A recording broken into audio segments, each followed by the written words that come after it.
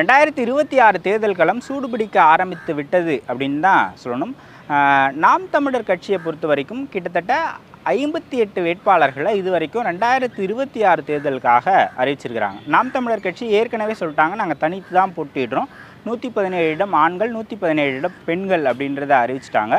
ஒவ்வொரு மாவட்டமாக ஒவ்வொரு தொகுதியாக யார் வேட்பாளர்கள் அப்படின்ற பரிசீலனையில் சீமான் அவர்கள் ஈடுபட்டுக்கிட்டு வராரு. அந்த பரிசீலனையில் இது வரைக்கும் 58 பேரை அறிவிச்சிருக்கிறாங்க. கிட்டத்தட்ட 100 பேர் வரைக்கும் அவர் தேர்ந்தெடுத்துட்டார் அப்படின்னு சொல்கிறாங்க. அடுத்தடுத்து அறிவிப்புகள் வரும் அப்படின்னும் சொல்லப்படுது. ஸோ ஏற்கனவே நம்ம நிறைய வேட்பாளர்களை பார்த்துருக்குறோம். ஒட்டுமொத்தமாக இது வரைக்கும் 58 பேர் அறிவிக்கப்பட்டிருக்காங்க. அவங்க யார் யார் அப்படின்றது தான் இந்த காணொலியில் நம்ம பார்க்க போகிறோம். முதல்ல பார்த்தோம் அப்படின்னா விழுப்புரம் சட்டமன்ற தொகுதி விழுப்புரம் மாவட்டத்தில் இருக்குது. அந்த தொகுதிக்கு யார் வேட்பாளர் அப்படின்னு பார்த்தீங்கன்னா மருத்துவர் அபிநயா அவர்கள். மருத்துவர் அபிநயா மகளிர் பாசறையில் மாநில ஒருங்கிணைப்பாளராக இருக்கிறாங்க. 2024 தருமபுரி வேட்பாளராக போட்டியிட்டாங்க. அதே போல் 2024 நடைபெற்ற விக்கிரவாண்டி இடைத்தேர்தலையும் அவங்க தான் வேட்பாளராக களமிறக்கப்பட்டாங்க. இப்போ விழுப்புரம் சட்டமன்ற தொகுதியிலும் அவங்க தான் வேட்பாளராக போட்டிடுறாங்க. இரண்டாவதாக பார்த்தோம் அப்படின்னா மணச்சநல்லூர், திருச்சியில் இருக்கக்கூடிய மணச்சநல்லூர். அங்கு யார் வேட்பாளராக போட்டிடுறாங்க அப்படின்னு பார்த்தீங்கன்னா பேராசிரியர் இரா தேன்மொழி அவர்கள் போட்டிட்டுக்கிறாங்க. பெரம்பலூர் கேண்டிடேட்டாக போட்டிட்டவங்க பேராசிரியர் இவங்க. சீமான் அவர்கள் இவங்களை அறிவிக்கும் போதே என்னுடைய மக அப்படின்னு தான் அறிமுகப்படுத்தினார் மேடையில் வேட்பாளராக அறிமுகப்படுத்தும் போது. ஸோ மணச்சநல்லூரில் பேராசிரியர் இரா தேன்மொழி அவர்கள் வேட்பாளராக போட்டியிடுகிறார். அதற்கு அடுத்தது காங்கேயம். காங்கேயம் சட்டமன்ற தொகுதி. அங்கு யார் போட்டிடுறாங்க அப்படின்னு பார்த்தீங்கன்னா மருத்துவர் கார்மேகன் அவர்கள். இவர் யாருன்னா நாம் தமிழர் கட்சியில் மாநில ஒருங்கிணைப்பாளராக இருக்கிறார். நாம் தமிழர் கட்சியை பொறுத்த வரைக்கும் அங்கே ஒரு ஹைராக்கி செட்டப் எப்படி இருக்குது அப்படின்னு பார்த்தீங்கன்னா தலைமை ஒருங்கிணைப்பாளர், பொதுச் செயலாளர், பொருளாளர், அதுக்கப்புறமாக நிறைய மாநில ஒருங்கிணைப்பாளர்கள் இருக்கிறாங்க. ஒரு சட்டமன்ற தொகுதிக்கு 2 மாநில ஒருங்கிணைப்பாளர், ஒரு ஆண் ஒரு பெண் அப்படின்னு அவங்க போட்டிருக்காங்க. அந்த மாதிரி இவர் மாநில ஒருங்கிணைப்பாளர்களில் ஒருவராக இருக்கிறார். மருத்துவர் கார்மேகன் ஈரோடு கேண்டிடேட்டாக போட்டிட்டார். இவர் அறிமுகப்படுத்தும் போதே சொன்ன சீமான் அவர்கள் ஒரு சென்னையில் நடந்த ஒரு கூட்டத்தில் சொல்லியிருப்பார், இவரை மாதிரி இருக்கணும் அப்படின்னு மேடைக்கு இவரை கூப்பிட்டு சொல்லுவார். நான் இவர் மகனைத்தான் நிறுத்தணும்னு நினச்சேன், அவன் டாக்டருக்கு படிச்சுட்டு இருக்கான், அப்படி பேசிகிட்டு இருக்கும்போது நானே நிற்கிறேன், நானே களத்தில் இறங்குறேன் அப்படின்னு சொல்லி இவர் வந்தார் அப்படின்றத மேடையில் சீமான் அவர்கள் சொல்லியிருப்பார். ஸோ அந்தளவுக்கு சீமானுக்கு மிகவும் பிடித்த ஒரு நபர் மருத்துவர் கார்மேகன் அவர்கள் காங்கேயம் சட்டமன்ற தொகுதியினுடைய வேட்பாளராக போட்டியிடுகிறார். அதே போல் கோயம்புத்தூரில் தொண்டாமுத்தூர் தொகுதி. தொண்டாமுத்தூர் அப்படின்னால சொன்னால் தெரியும், கோயம்புத்தூரில் செல்வாக்காக இருக்கக்கூடிய அதிமுகவினுடைய எஸ்பி வேலுமணி அவர்களுடைய தொகுதி. அவர் தான் அப்போ அங்கே சட்டமன்ற உறுப்பினராக இருக்கிறார். அங்கு நாம் தமிழர் கட்சியின் சார்பில் ரஜபு நிஷா அவர்கள் போட்டியிடுகிறார். அதே போல் கோயம்புத்தூரில் சிங்காநல்லூர் தொகுதி. அங்கு நேருஜி அவர்கள் போட்டியிடுகிறார். அதே போல் மானாமதுரையில் சண்முகப்பிரியா அவர்கள் போட்டியிடுகிறார்.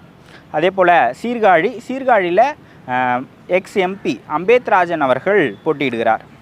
அதே போல் திருவையாறு சட்டமன்ற தொகுதி ஆசிரியர் செந்தில்நாதன் அவர்கள் போட்டியிடுகிறார். வீரத்தமிழர் முன்னணியினுடைய மாநில ஒருங்கிணைப்பாளர். கடந்த 2021 சட்டமன்ற தேர்தலையும் திருவையாறில் இவர் தான் போட்டியிட்டார். இந்த வாட்டியும் திருவையாறில் அவர் தான் போட்டியிடுகிறார். அதே போல் திருவள்ளிபுத்தூர், ஸ்ரீவில்லிபுத்தூர், அங்கே கரிகால பாண்டியன் அவர்கள் வேட்பாளராக அறிவிக்கப்பட்டிருக்கிறார். அதே போல் மன்னார்குடியில் மருத்துவர் பாரதி செல்வன் அவர்கள் போட்டியிடுகிறார். நாம் தமிழர் கட்சியை பொறுத்த வரைக்கும் பொருளாளராக இருக்கிறார். நாம் தமிழர் கட்சியை பொறுத்த வரைக்கும் தலைமை ஒருங்கிணைப்பாளர் அது சீமான். பொதுச் செயலாளர் திருமால் அப்படின்னு ஒருத்தர். 3வது மிக முக்கியமான பதவி பொருளாளர். அது மருத்துவர் பாரதி செல்வன் அவர்கள். அவர் தான் மன்னார்குடியில் கேண்டிடேட்டாக அறிவிக்கப்பட்டிருக்கார். அதே போல் பல்லடம் சட்டமன்ற தொகுதியில் காவே தமிழினியன் அவர்கள் போட்டியிடுகிறார். அதே போல் பாபநாசம் தொகுதியில் ஜாஃபர் சாதிக் அவர்கள் வேட்பாளராக அறிவிக்கப்பட்டிருக்கிறார். அதே போல் அறந்தாங்கி சட்டமன்ற தொகுதியில் திருமதி முத்துலட்சுமி செல்வரத்தினம் அவர்கள் போட்டியிடுகிறார். அதே போல் நம்ம ஏற்கனவே பார்த்த மதுரை மாவட்டத்தில் இருக்கக்கூடிய மதுரை தெற்கு. அங்கே அப்துல் ஹக்கீம் அவர்கள் போட்டியிடுகிறார். உதவி பேராசிரியர், அவர் தான் அங்கு வேட்பாளராக அறிவிக்கப்பட்டிருக்கார். மதுரை கிழக்கு கி செல்வம் வழக்கறிஞர் அவர் அங்கே போட்டியிடுகிறார். அதே போல் மதுரை மேலூர் கோட்டை குமார் என்ற ராமகுமார் அவர்கள் வேட்பாளராக அறிவிக்கப்பட்டிருக்கிறார். மதுரை வடக்கு திருநாவுக்கரசு அவர்கள் வேட்பாளராக அறிவிக்கப்பட்டிருக்கிறார். மதுரை மேற்கு விக்னேஷ்குமார் வழக்கறிஞர் அவர் வேட்பாளராக அறிவிக்கப்பட்டிருக்கிறார். மதுரை மத்திய தொகுதியை பொறுத்த வரைக்கும் பிடிஆர் பழனிவேல் தியாகராஜன் திமுகவை சேர்ந்தவர், அவர் சட்டமன்ற உறுப்பினராக இருக்கிறார். அங்கு நாம் தமிழர் கட்சியின் சார்பில் வழக்கறிஞர் துர்கா குமாரசாமி அவர்கள் போட்டியிடுகிறார். அதே போல் திருப்பரங்குன்றத்தை பொறுத்த வரைக்கும் தற்போதைய சட்டமன்ற உறுப்பினர் வந்து ராஜன் செல்லப்பா, அதிமுகவில் ஒரு முக்கியமான நபர், மாவட்ட செயலாளர், சட்டமன்ற உறுப்பினர். அங்கு நாம் தமிழர் கட்சியின் சார்பில் சத்யாதேவி அவர்கள் போட்டியிடுகிறார். மகளிர் பாசறையில் மாநில ஒருங்கிணைப்பாளர். 2024 மதுரை வேட்பாளரும் இவங்க தான். திருப்பரங்குன்றத்தில் சத்யாதேவி, அவங்க வந்து முனைவர். ஏற்கனவே அறிவிக்கப்பட்டவங்க இவங்களாம் இப்போ புதுசாக ரீசெண்டாக அறிவித்தவங்க. ஏற்கனவே அறிவிக்கப்பட்டவங்க அப்படின்னு பார்த்தீங்க அப்படின்னா வேதாரண்யம் சட்டமன்ற தொகுதியில் யார் போட்டியிடுறாங்க அப்படின்னு பார்த்தீங்கன்னா இடும்பவனம் கார்த்தி அவர்கள் இளைஞர் பாசறையினுடைய மாநில ஒருங்கிணைப்பாளராக இருக்கிறார். நிறைய கூட்டங்களில் அவர் பேசுவதை நீங்கள் கேட்க முடியும். தம்பி அப்படின்ற ஒரு வலையொலி வச்சிருக்கிறார். நாம் தமிழர் கட்சியின் சார்பாக ஊடக விவாதங்கள்லாம் கலந்து கொள்ளக்கூடிய ஒரு நபர், கட்சிக்கு ரொம்ப விசுவாசமாக இருக்கக்கூடிய ஒருவர் இடும்பாவனம் கார்த்தி வேதாரண்யம் சட்டமன்ற தொகுதியினுடைய வேட்பாளராக அறிவிக்கப்பட்டிருக்கார். அதே போல் 1000 விளக்கு, சென்னையில் இருக்கக்கூடிய 1000 விளக்கு, அங்கு வந்து இயக்குனர் களஞ்சியம் அவர்கள் போட்டியிடுகிறார். இயக்குனர் களஞ்சியம் தமிழர் நல பேரியக்கம் அப்படின்ற ஒரு இயக்கத்தை நடத்திக்கிட்டு வந்தார். நீண்ட நாட்களாக அவர் அதில் தான் பயணிச்சுட்டு வந்தார். இப்போ அதை நாம் தமிழர் கட்சியோடு இணைஞ்சிட்டு நாம் தமிழர் கட்சியில் மாநில ஒருங்கிணைப்பாளர்கள் ஒருவராக இருக்கிறார். அவர் தான் 1000 விளக்கு தொகுதியினுடைய மேற்பார்வையாளர், சட்டமன்ற வேட்பாளரும் அவர் தான். அதே போல் திருவள்ளூர் சட்டமன்ற தொகுதி, திருவள்ளூரில் செந்தில்குமார் அவர் வந்து தலைமை நிலைய செயலாளர். நாம் தமிழர் கட்சியினுடைய அறிக்கைகள்லாம் இவருடைய சைனில் தான் வரும். நாம் தமிழர் கட்சியினுடைய அறிவிப்புகள், சீமானவர்களுடைய அறிவிப்புகள், நாம் தமிழர் கட்சியினுடைய தலைமை அறிவிப்புகள் எல்லாமே செந்தில்குமார் தலைமை நிலைய செயலாளர் அவருடைய சிக்னேச்சரில் தான் வரும். அவர் 2026 திருவள்ளூர் தொகுதியில் போட்டியிடுகிறார். 2016 போட்டியிட்டார். இப்போ மீண்டும் 2026 போட்டியிடுகிறார். அதே போல் கும்மிடிப்பூண்டியில் ஸ்ரீதர் அவர்கள் போட்டியிடுகிறார், வழக்கறிஞர், நாம் தமிழர் கட்சியினுடைய மாநில ஒருங்கிணைப்பாளர்களில் ஒருவர். 2021 வில்லிவாக்கம் சட்டமன்ற தொகுதியில் போட்டியிட்டார். இந்த முறை கும்மிடிப்பூண்டி சட்டமன்ற தொகுதியில் போட்டியிடுகிறார். அதே போல் கன்னியாகுமரி வந்து மரிய ஜெனிஃபர் மகளிர் பாசறை மாநில ஒருங்கிணைப்பாளர். 2024 உடைய கன்னியாகுமரி வேட்பாளர். வேட்பாளராக அறிவிக்கப்பட்ட போதே ஒரு பெரிய பெயர் பெற்றவர், ஃபாரினில் வேலையை விட்டு வந்திருக்கிறாங்க அப்படின்ற ஒரு பேரோடு அவங்க வந்திருந்தாங்க. ரொம்ப நல்லா பேசக்கூடியவங்க, நல்ல சிந்தனையாளர், மனிதி அப்படின்ற ஒரு வலையொலி வச்சுருக்கிறாங்க. மரிய ஜெனிஃபர் அவர்கள், அவங்க தான் கன்னியாகுமரி சட்டமன்ற வேட்பாளர். ஃபஸ்ட்டு ஐ திங்க் அறிவிக்கப்பட்டவங்க இவங்க தான் நினைக்கிறேன். கன்னியாகுமரியில் 6 வேட்பாளர்களையுமே ஃபஸ்ட்டே அறிவிச்சிட்டாங்க. அதில் முதல் இருக்கக்கூடியவங்க மரிய ஜெனிஃபர் அவர்கள். அதற்கு அடுத்தது வந்து பல்லாவரத்தில் மருத்துவர் கார்த்திகேயன் அவர்கள் போட்டியிடுகிறார். மருத்துவர் கார்த்திகேயன் மருத்துவர் பாசறையில் இருக்கிறார். நீண்ட நாட்களாக கட்சியில் இருக்கக்கூடிய ஒரு நபர். கிட்டத்தட்ட அவர் கேண்டிடேட்டாக 2019-24 மத்திய சென்னை, இப்போ பல்லாவரம் தொகுதியில் போட்டியிடுகிறார்.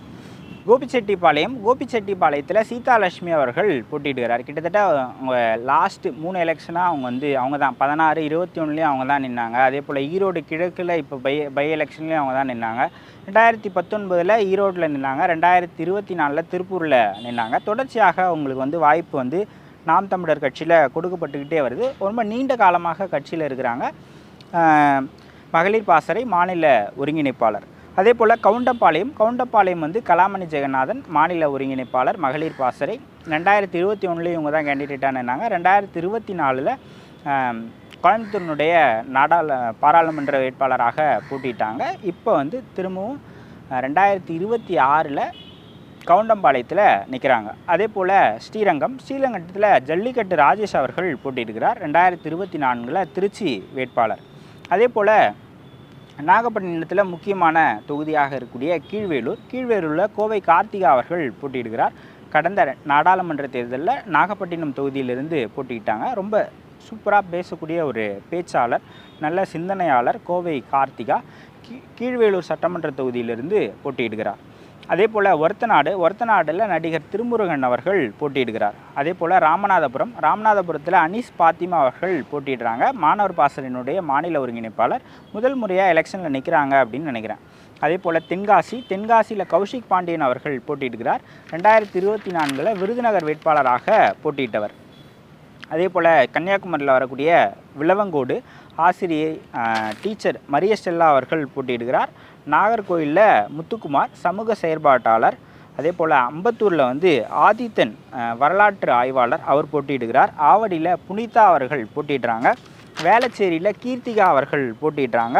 ஆம்பூரில் ரஃபிகா, ராணிப்பேட்டையில் தாரிகா சல்மான் அவர்கள் போட்டியிடுகிறார். அதே போல் பழனியில் உசேன் அவர்கள் போட்டியிடுறாங்க.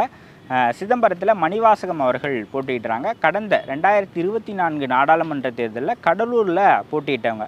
அதே போல் தஞ்சாவூரில் இருக்கக்கூடிய பேராவூரணி, அங்கே ராஜாராமன் அவர்கள் போட்டியிடுகிறார். சேலத்தில் இருக்கக்கூடிய பரமத்தி வேலூர் அரவிந்த் அவர்கள் போட்டியிடுகிறார். கன்னியாகுமரியில் குளச்சல் ஆன்சி சோஃபா ராணி அவர்கள் போட்டியிடுகிறார். கன்னியாகுமரி பத்மநாதபுரம் ஜெயசீலன் அவர்கள் போட்டியிடுகிறார். கன்னியாகுமரி கிள்ளியூர் ஹிம்லர் அவர்கள் போட்டியிடுகிறார். அதே போல் தஞ்சாவூரில் வரக்கூடிய கும்பகோணம் சட்டமன்ற தொகுதி வழக்கறிஞர் மு ஆனந்த் அவர்கள் போட்டியிடுகிறார். சிவகங்கை பெரிதும் எதிர்பார்க்கப்பட்ட தொகுதி, சீமான் சிவகங்கையில் நிற்பாரா அப்படின்ட்டு அங்கு இரா இந்துஜா அவர்கள் வேட்பாளராக அறிவிக்கப்பட்டிருக்கார். அதே போல் திண்டுக்கல்லில் வரக்கூடிய ஆத்தூர், ஏன்னா 2 ஆத்தூர் இருக்குது, சேலம் திண்டுக்கல் 2த்துலேயும் இருக்கிறதுனால திண்டுக்கல் ஆத்தூர், அங்கே முனைவர் சைமன் ஜஸ்டின் அவர்கள் போட்டியிடுகிறார். அதே போல் திருப்பூர் வடக்கு அபிநயா பிரேம்குமார் அவர்கள் போட்டியிடுகிறார், மாநில ஒருங்கிணைப்பாளர் மகளிர் பாசறை. திருநெல்வேலி சத்யாதேவி. அதே போல் திருநெல்வேலியிலும் கடந்த 2019-24 நாடாளுமன்ற தேர்தலில் திருநெல்வேலியினுடைய நாடாளுமன்ற வேட்பாளர் சத்யாதேவி அவர்கள். அதே போல் கடந்த சட்டமன்ற தேர்தலில் 21, 16, 21, 26லையும் சத்யாதேவி அவர்கள் தான். அதே போல் வாசுதேவநல்லூருக்கும் அதே மாதிரி தான். கடந்த 2019-24 இசை மதிவாணன் தான் தென்காசி வேட்பாளர். வாசுதேவநல்லூருக்கு 21லையும் 26லையும் இசை மதிவாணன் அவர்கள் தான் வேட்பாளர். அதே போல் கோவை தெற்கு தம்பி பேரறிவாளன் அவர்கள் போட்டிடுறாங்க. அதே போல் நாகப்பட்டினத்தை பொறுத்த வரைக்கும் பாத்திமா ஃபர்கானா அவர்கள் போட்டிடுறாங்க. முதல்ல காளியம்மாள் தான் அறிவிக்கப்பட்டாங்க. ஃபாத்திமா ஃபர்கானா நன்னிலத்தில் போட்டிடுவாங்க அப்படின்னு சொல்லப்பட்டது. ஸோ அதன் பிறகு இப்போ மாற்றப்பட்டு இருக்கிறாங்க. நாகப்பட்டினத்தில் பாத்திமா ஃபர்கானா அவர்கள் போட்டிடுறாங்க. அதே போல் பெரம்பலூர் ஜான்சி ராணி பெரம்பலூர் சட்டமன்ற தொகுதியினுடைய வேட்பாளராக அறிவிக்கப்பட்டிருக்காங்க. ஜான்சி ராணி கடந்த நாடாளுமன்ற தேர்தலில் சிதம்பரம் தொகுதியில் போட்டிட்டவங்க, திருமாவளவன் அவர்களை எதிர்த்து. அதே போல் குன்னம் சட்டமன்ற தொகுதியில் கீர்த்திவாசன் அவர்கள் போட்டியிடுகிறார். 25 வயசு தான், வழக்கறிஞராக இருக்கிறார். அவர் தான் குன்னத்தில் வேட்பாளராக அறிவிக்கப்பட்டிருக்கார். இது வரைக்கும் 58 வேட்பாளர்களை அறிவிக்கப்பட்டிருக்கிறாங்க. 234 பேரில் 117 ஆண்கள் 117 பெண்கள் அப்படின்னு சொல்லியிருக்கிறாங்க. எண்ணற்ற இஸ்லாமியர்களுக்கு இது வரைக்குமே நான் சொன்னதுலேயே ஒரு 10 பேர் கிட்டத்தட்ட இஸ்லாமியர்களுக்கு வாய்ப்பு கொடுக்கப்பட்டிருக்கு. இன்னும் ஃபர்தராக என்னென்ன கேண்டிடேட்ஸ் அறிவிக்கிறாங்களோ அதெல்லாம் நம்ம அப்டேட்டில் சொல்லுவோம். இந்த கேண்டிடேட்ஸ் வரைக்கும், இந்த 58 பேர் வரைக்கும் எப்படி இருக்கிறாங்க அப்படின்னு நீங்கள் நினைக்கிறீங்க அப்படின்றத கமெண்ட் செக்ஷனில் சொல்லுங்கள். ஸோ 2026 தேர்தல் குறித்து எந்தெந்த கட்சியில் யார் நிற்கிறாங்க, யார் ஜெயிப்பதற்கான வாய்ப்புகள் இருக்குது அப்படின்றத தெரிஞ்சிக்க சாரல் துளியை சப்ஸ்கிரைப் பண்ணுங்கள்.